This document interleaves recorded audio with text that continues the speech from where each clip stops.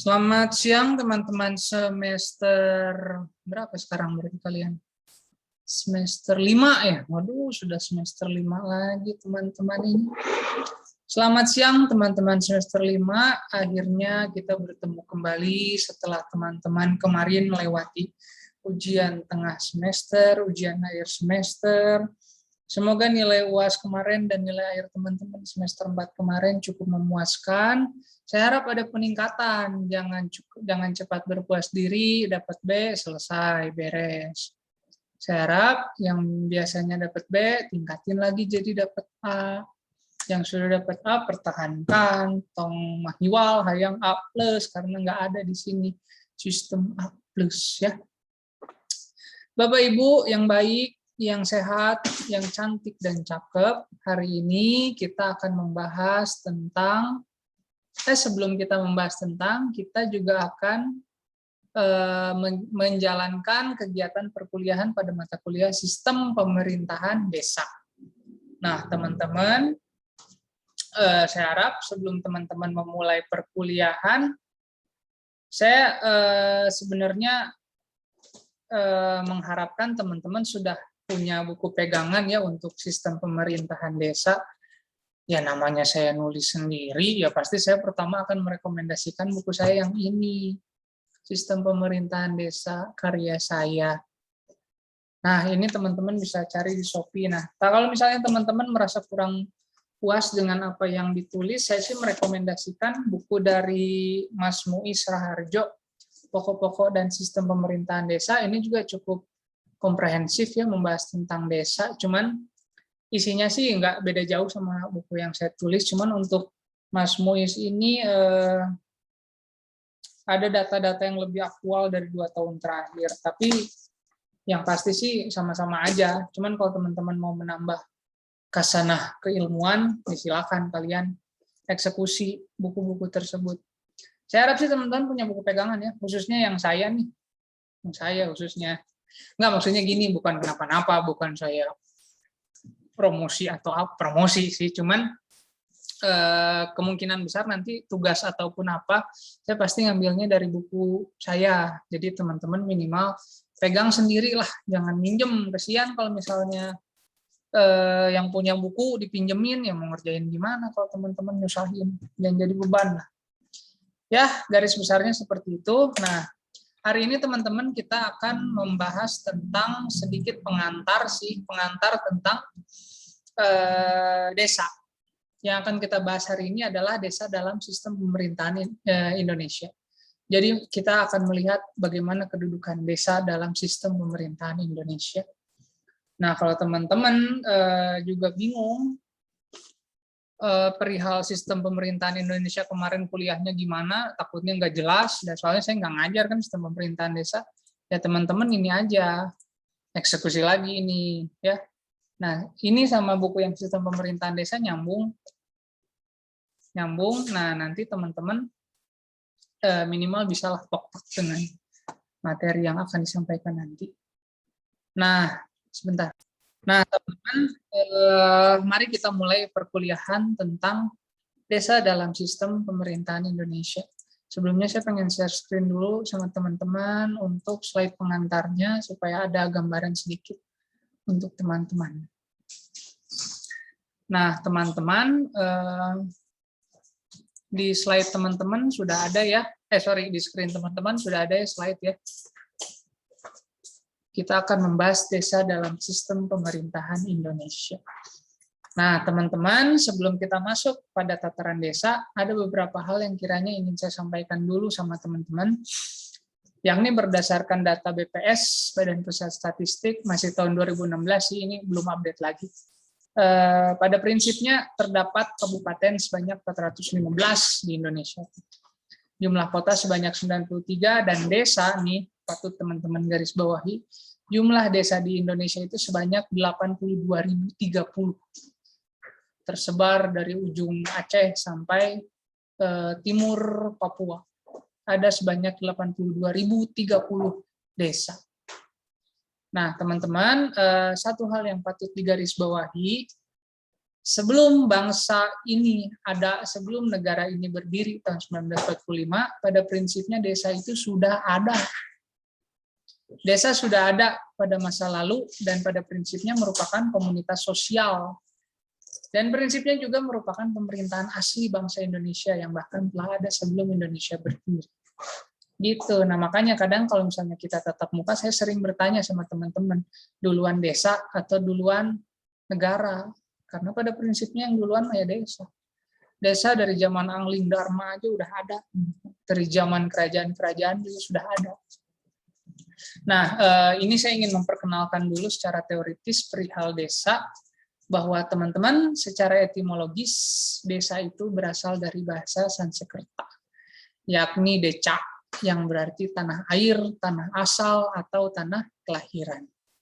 Ya, jadi teman-teman mungkin pernah berpikir perenungan mendalam ketika naik gunung, atau mungkin ketika main ke mall, kenapa ya kampung saya dinamain desa? Nah, desa itu diambil dari bahasa Sanskerta, teman-teman, bagi teman-teman yang nggak tahu. Kata aslinya itu deca. Bukan soal lucu ya, tapi memang dulunya kalimatnya, katanya namanya deca. Gitu. Nah, desa pada prinsipnya merupakan kesatuan masyarakat hukum yang memiliki kewenangan untuk mengurus rumah tangga sendiri berdasarkan hak asal-usul dan adat istiadat yang diakui dalam pemerintah nasional dan berada di daerah kabupaten. Umumnya berada di daerah kabupaten. Nah, teman-teman, secara administratif, desa juga pada prinsipnya adalah wilayah yang terdiri atas satu atau lebih dusun yang digabungkan hingga menjadi daerah yang berdiri sendiri. Dan seperti biasa, berhak mengatur rumah tangganya sendiri atau dikenal dengan otonomi. Nah, kewenangan untuk menyelenggarakan urusan pemerintahan di desa itu diserahkan kepada pemerintah desa dengan didasarkan pada peraturan desa yang dibentuk oleh Kades bersama BPD dengan melibatkan unsur masyarakat, Tomas biasanya, atau tokoh masyarakat. Nah, itu gambaran-gambaran desa. Jadi pada prinsipnya, sederhananya teman-teman, desa itu merupakan suatu wilayah yang di dalamnya terdapat kesatuan masyarakat yang memiliki kewenangan untuk mengurus rumah tangganya sendiri dan dibatasi oleh batas-batas tertentu yang sudah diatur berdasarkan hukum legal. Nah, desa juga punya kewenangan untuk menyelenggarakan urusan pemerintahnya sendiri dan umumnya dipimpin oleh kepala desa bersama dengan BPD atau Badan Permusyawaratan Desa. Dulu sempat namanya Badan Perwakilan Desa, tapi sekarang umumnya namanya Badan Permusyawaratan Desa. Sebenarnya gini teman-teman, saya kalau misalnya ngajarin tentang desa ke teman-teman kayak ngajarin ikan berenang gitu, karena saya pikir teman-teman sudah lebih fasih lah tentang desa, khususnya teman-teman yang bekerja sebagai perangkat desa ataupun teman-teman yang aktif di Karang Taruna. Pasti teman-teman udah fasih banget tentang desa itu apa, undang-undang desa itu yang mana, desa itu mengatur apa, dan lain sebagainya. Cuman dalam rangka mewujudkan asas pemerataan buat teman-teman, karena kan nggak semua juga yang kerja di perangkat desa, nggak semua juga yang aktif di desa, ada juga yang tinggal di kota. Makanya saya jelaskan secara teoritis dulu, perlahan-lahan tentang pengantar perihal desa. Nah, ada kalimat yang menarik menurut Pak Hanif Nurholis. Menurutnya, secara eksplisit beliau menyebutkan bahwa desa adalah yang penduduknya kurang dari 2.500 jiwa. Artinya desa adalah suatu daerah yang didiami oleh penduduk dan di dalamnya mereka saling bergotong royong dan memiliki suatu sistem kehidupan. Nah, berdasarkan pasal 1 ayat 1, teman-teman boleh buka Undang-Undang Nomor 6 tahun 2014, disebutkan bahwa desa adalah desa dan desa adat atau yang disebut dengan nama lain. Selanjutnya disebut desa adalah kesatuan masyarakat hukum yang memiliki batas wilayah yang berwenang untuk mengatur dan mengurus urusan pemerintahan, kepentingan masyarakat setempat, berdasarkan prakarsa masyarakat, hak asal-usul atau hak tradisional yang diakui dan dihormati dalam sistem pemerintahan NKRI.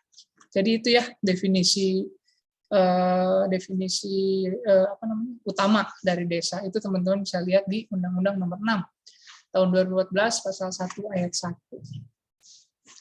Nah, teman-teman, desa juga memiliki beberapa unsur. Unsur-unsur tersebut yang pertama adalah daerah. Ya, namanya desa pasti harus punya daerah. Apa sih maksudnya daerah? Daerah itu dalam artian tanah-tanah yang produktif dan yang tidak, termasuk yang tidak produktif ya, beserta penggunaannya. Artinya desa itu harus memiliki wilayah, daerah, tanah, dan lain sebagainya. Nggak bisa sebuah desa itu nggak ada lokasinya, nggak ada tanahnya, nggak ada ini dan itunya. Nah, kemudian selain desa juga ada penduduk. Nah, nggak bisa cuma ada desa, ada wilayah aja, tapi penduduknya nggak ada, itu mah desa. Kita mau waduk, jatiluhur, kita wilayah, tapi jelemana ngancai hungkul, kita waduk. Selain daerah juga ada penduduk, yaitu hal yang meliputi jumlah pertambahan, kepadatan, persebaran, dan mata pencaharian penduduk desa setempat. Selain penduduk dan daerah, juga ada tata kehidupan. Nah, apa sih maksudnya tata kehidupan? Dalam hal ini adalah pola pergaulan dan ikatan-ikatan pergaulan warga desa. Nah, teman-teman, yang paling membedakan desa dengan kota itu sebenarnya secara teoritis itu adalah ikatan sosial masyarakat atau penduduknya. Masyarakat desa cenderung saling bahu-membahu, kuat dan kental warna gotong royongnya, serta memiliki jiwa guyup yang sangat lekat. Beda dengan masyarakat perkotaan yang cenderung individualistis, yang cenderung satu dan yang lainnya itu tidak begitu intens dalam berkomunikasi dan lain sebagainya. Nah, makanya itu juga menjadi karakteristik desa. Itu juga yang menjadi salah satu unsur desa, yakni tata kehidupannya. Nah, teman-teman, ketiga unsur tersebut, mulai dari daerah, penduduk, dan tata kehidupan, itu merupakan satu kesatuan dan tidak berdiri sendiri. Ya, maksudnya tadi. Maksudnya nggak mungkin ada daerah, tapi penduduknya nggak ada. Atau misalnya ada tata kehidupan dan penduduk, tapi daerahnya nggak ada. Nggak bisa kayak gitu. Ya. Jadi bisa dipahami ya mengenai unsur-unsur desa. Nah, kemudian fungsi desa. Nah, tadi unsur-unsur desa. Nah, sekarang saya ingin memperkenalkan fungsi desa kepada teman-teman. Dalam hubungannya dengan kota, desa merupakan hinterland atau daerah dukung atau daerah satelit yang berfungsi sebagai suatu daerah pemberian bahan makanan pokok. Jadi teman-teman mungkin yang biasa tinggal di kota, biasa enak, daging banyak, kemudian sayur melimpah dan lain sebagainya. Itu tuh bukan tumbuh dari genteng rumah tetangga kalian, tapi itu juga dikirim dari desa-desa satelit kota kalian. Seperti misalnya teman-teman Caringin di Kota Bandung, Pasar Induk Caringin itu menampung berbagai distribusi sayur mayur, mulai dari paseh, mulai dari Kertasari dan lain sebagainya untuk dijual di wilayah perkotaan dan didistribusikan ke pasar-pasar kecil seperti pasar Kordon, pasar pasar Ciwastra, kemudian pasar Astana Anyar, pasar Malam dan sebagainya. Nah, dari sudut potensi ekonomi, desa juga berfungsi sebagai lumbung bahan mentah atau raw material dan tenaga kerja atau manpower yang tidak kecil artinya. Ini bisa diambil contoh di daerah Pamunpek, teman-teman, di desa-desa di Kecamatan Pamunpek itu kebanyakan masyarakatnya itu di sumber daya manusianya itu dimanfaatkan oleh PT Fengtai. Jadi kebanyakan masyarakat di wilayah Pamunpek itu bekerja di pabrik. Nah, selain itu teman-teman, dari segi kegiatan kerja atau occupation, desa dapat merupakan desa agraris, kemudian desa manufaktur, desa industri, desa nelayan, dan sebagainya. Itu fungsi desa, kegunaan desa. Ya. Jadi kalau unsur itu, Colin. Jadi kalau unsur itu lebih kepada apa-apa yang terkandung di dalam desa. Nah, kalau fungsi desa itu kegunaan desa tenang. Ya. Selain itu, nah kita masuk pada tataran sosial, yakni ciri-ciri masyarakat pedesaan. Yang pertama adalah masyarakatnya memiliki hubungan yang lebih mendalam jika dibandingkan dengan masyarakat pedesaan lainnya di luar batas-batas wilayahnya. Nah, ini maksudnya teman-teman di internal, misalnya desa Cikembang di Kertasari. Masyarakat penduduk Cikembang satu sama lainnya itu memiliki ikatan yang mendalam dibandingkan dengan ikatan masyarakat desa Cikembang dengan desa Cihawuk atau desa Cikembang dengan desa Neglawangi. Itu Kertasari semuanya. Antar desa sih kurang begitu kuat, tapi dalam internal, dalam interdesa itu memiliki ikatan yang lebih mendalam. Kemudian yang kedua, sistem kehidupan umumnya berkelompok dengan dasar kekeluargaan atau Gemeinschaft, atau dalam arti sederhananya adalah paguyuban, seperti apa yang tadi saya sampaikan ke teman-teman. Kemudian sebagian besar masyarakat juga hidup dari pertanian, kemudian perkebunan, dan lain sebagainya. Pekerjaan yang bukan pertanian merupakan pekerjaan sambilan atau part-time yang biasanya mengisi waktu luang. Dan kemudian masyarakat juga cenderung homogen. Nah, homogen itu bukan maksudnya homo-homo semua, gay-gay semua. Tapi masyarakatnya cenderung memiliki latar belakang suku yang sama, kemudian latar belakang agama yang sama, kemudian mata pencaharian yang sama, dan adat istiadat yang sama. Nggak sama semua, tapi umumnya sama. Gitu. Nah, itu tadi teman-teman merupakan gambaran bagaimana desa dalam artian secara teoritik. Nah, teman-teman, kalau misalnya teman-teman ingin lebih mendalami mengenai desa-desa secara teoritis, teman-teman bisa buka-buka Undang-Undang Desa Nomor 6 Tahun 2014.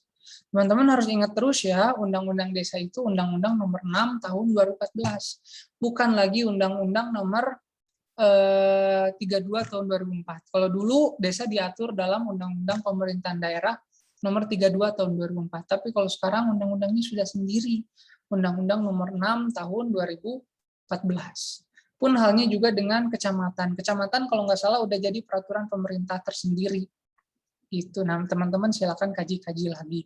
Cuman secara garis besar teman-teman itu tadi merupakan gambaran pengantar perihal desa. Ya. Nah teman-teman itu tadi desa secara teoritis. Nah nanti untuk pertemuan-pertemuan berikutnya kita nanti akan belajar tentang sejarah pemerintahan desa. Kapan desa pertama kali berdiri, kemudian bagaimana bentuk desa dari periode ke periode, nanti kita akan belajar. Ya, jadi demikian teman-teman pengantar tentang pemerintahan desa pada pertemuan kedua sistem pemerintahan desa. Untuk kajian praktikum, enaknya kita bahas pada tatap muka aja ya, kalau misalnya lewat sini kan takutnya ada yang ditanyain bingung. Nah nanti kita pada pertemuan ketiga syukur-syukur kita bisa tatap muka supaya kita bisa sekaligus membahas tentang apa namanya praktikum ya. Demikian teman-teman, terima kasih atas waktunya, terima kasih atas kuotanya sudah menyempatkan membeli kuota dulu untuk nonton. Saya minta maaf banget kalau misalnya teman-teman kuotanya jadi tersedot. Gimana Waya? Sama saya juga ini kuotanya karena dalam kondisi seperti ini, saya harap kita bisa saling memaklumi dan semoga juga ilmunya bermanfaat buat teman-teman. Kalau ada yang bingung, dan ingin ditanyakan, silahkan ditanyakan langsung kepada saya. Terima kasih teman-teman semester 5, sehat selalu dimanapun teman-teman berada, berbahagia selalu, dan semoga cita-cita yang diharapkan bisa segera terwujud. Terima kasih. Assalamualaikum warahmatullahi wabarakatuh.